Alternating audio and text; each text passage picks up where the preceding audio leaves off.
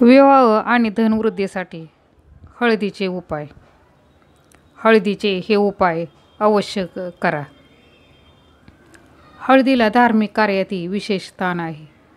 पूजेच्या वेळीही हळदीचा तुकडा वापरला जातो. लग्नाच्या वेळीही वधूवराला हळद लावली जाते, जेणेकरून ते सर्व अडथळ्यापासून त्यांचे रक्षण होईल. सनातन धर्मात हळदीला विशेष महत्त्व आहे. धनाची देवी माता लक्ष्मी, जगाचा रक्षक भगवान विष्णू आणि भगवान गणेशाला पिवळा रंग आवडतो. म्हणूनच प्रत्येक शुभ कार्यात हळदीचा वापर केला जातो. वास्तुशास्त्रातही हळदीचा उल्लेख आहे. वास्तुतज्ञांच्या मते हळदीमुळे घरातील वास्तुदोष दूर होतात. तुम्हीही आर्थिक संकट किंवा कौटुंबिक कलहामुळे त्रस्त असाल तर रोज हळदीचा उपाय करा. मित्रमैत्रिणींनो, व्हिडिओ पूर्ण पहा. व्हिडिओतील माहिती आवडल्यास व्हिडिओला लाईक, शेअर आणि सबस्क्राईब जरूर करा. उपाय नंबर 1. जर तुमच्या घरात वास्तुदोष असेल तर आपल्या खोल्यांच्या कोपऱ्यात हळद शिंपडा. यामुळे वास्तुदोष दूर होतात. उपाय नंबर 2. जर तुम्ही एखाद्या शुभ कार्यासाठी घर सोडत असाल तर गणपतीला हळद लावल्यानंतर स्वतःच्या कपाळावर लावा. हे आपल्या कामात येणारे अडथळे दूर होतात. उपाय नंबर 3. 2 चिमूटभर हळद पाण्यात मिसळून त्याने आंघोळ केली तर गुरूची स्थिती बळकट होते आणि लग्नातील सर्व अडथळे दूर होतात. तसेच करिअरमध्येही यश मिळते. मनगटावर किंवा गळ्यावर हळदीचा छोटासा टिळा लावल्याने बृहस्पती मजबूत होतो आणि बोलण्यात कौशल्य येते. उपाय नंबर 5. हळद दान केल्यास आरोग्याशी संबंधित सर्व समस्या दूर होतात. मित्रमैत्रिणींनो, व्हिडिओ आवडला तर कमेंट बॉक्समध्ये श्री स्वामी समर्थ लिहायला विसरू नका.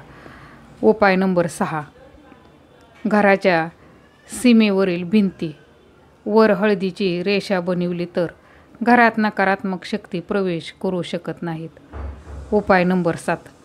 गुरु दुर्बळ असेल तर हळदीच्या माळेने गुरु बृहस्पतीचे मंत्र किंवा नारायण मंत्राचा जप करावा. याने एखाद्या व्यक्तीला विलक्षण बुद्धिमत्ता प्राप्त होते. उपाय नंबर 8. जर एखाद्या व्यक्तीचा पैसा कुठेतरी अडकला असेल आणि परत मिळत नसेल तर वास्तुशास्त्रानुसार तांदळाचे काही दाणे हळदीमध्ये मिसळा. हे पिवळ्या रंगाचे तांदूळ लाल रंगाच्या कपड्यात बांधून पर्समध्ये ठेवा. या उपायाने पैशाचा ओघ तर वाढेलच, पण तुमचे अडकलेले पैसेही परत मिळतील.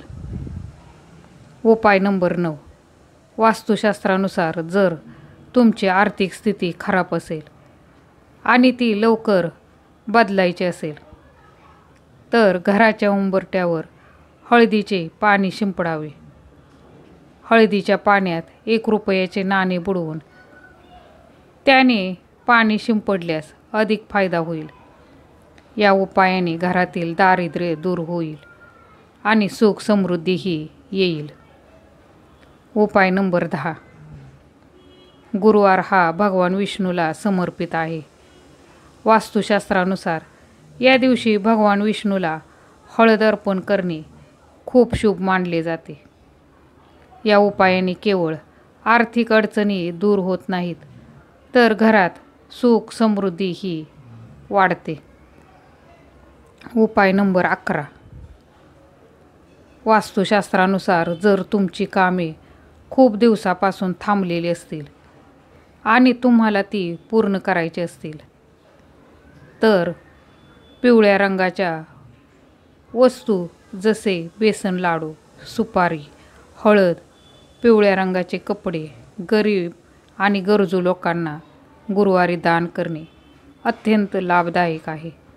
या उपायाने तुमचे रखडलेले काम पूर्ण होईल. उपाय नंबर 12. ज्योतिषशास्त्रानुसार ज्या लोकांच्या लग्नाला उशीर होत आहे किंवा कोणत्याही प्रकारचा अडथळा येत आहे, त्याने नियमितपणे भगवान विष्णू आणि देवी लक्ष्मीला चिमूटभर हळद अर्पण करावी. या उपायाने लक्ष्मी नारायण प्रसन्न होतात आणि वैवाहिक जीवनात येणारे अडथळे दूर होतात. तसेच वैवाहिक जीवन आनंदात जाते. उपाय नंबर 13. वास्तुशास्त्रानुसार किचनमध्ये हळदीचे गाठ ठेवणे खूप शुभ मानले जाते. हे ठेवल्याने कधीही पैशाची कमतरता भासत नाही. उपाय नंबर 14. वास्तुशास्त्रानुसार घराच्या मेन दरवाजात हळदीची गाठ बांधल्याने घरात सुख समृद्धी येते. उपाय नंबर 15. देवघरात हळदीची गाठ ठेवणे शुभ मानले जाते. असे केल्याने घरात सुख समृद्धी येते. उपाय नंबर 16. वास्तुशास्त्रानुसार पैशाचा आणि धनाचा प्रवाह वाढवण्यासाठी घरातील तिजोरीत हळदीची गाठ ठेवावी. त्यामुळे माता लक्ष्मीची कृपा होते. उपाय नंबर 17. ज्योतिषशास्त्रानुसार ज्या लोकांच्या लग्नाला उशीर होत आहे किंवा कोणत्याही प्रकारचा अडथळा येत आहे, त्याने नियमितपणे भगवान विष्णू आणि देवी लक्ष्मीला चिमूटभर हळद अर्पण करावी. या उपायाने लक्ष्मीनारायण प्रसन्न होतात आणि वैवाहिक जीवनात येणारे अडथळे दूर होतात. तसेच वैवाहिक जीवन आनंदात जाते. उपाय नंबर 18. जर गुरु दुर्बळ असेल तर हळदीच्या माळेने गुरु बृहस्पतीचे मंत्र किंवा नारायण मंत्राचा जप करावा. याने एखाद्या व्यक्तीला विलक्षण बुद्धिमत्ता प्राप्त होते. उपाय नंबर 19.